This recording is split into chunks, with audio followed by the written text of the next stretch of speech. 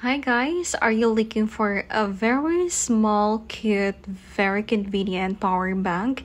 So this video is good for you. So there is already a battery life indicator nga mo indicate siya if 25%, 50%, 75% or 100% battery na siya. And please excuse me for the discoloration of the power bank since way back October 2023 pa ni siya na ako napalit, and here's the proof of my transaction nga napalit ako siya sa Orange app. And good thing sa aning a portable charger kay na siya built-in mirror.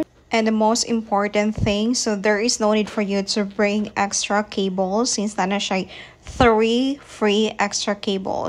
USB 1, 2, and 3.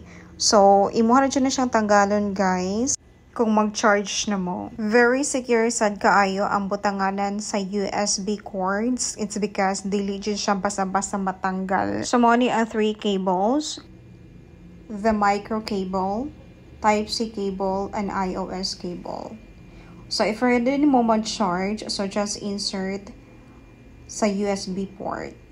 So there are 2 USB ports, so pwede na dyan mo mag-charge for maximum of 2 devices at a time. And please be advised that the Type-C and micro port is not working if ever mag-charge mo og devices. So that ports are only working if ever i-charge ninyo ang power bank kay lowbat na siya. If you're done using the cable, so just simply put it back sa butanganan niya. So this power bank portable charger is already has a 30,000 mAh, and I just bought this one for 419 pesos sa Orange app way back 2023.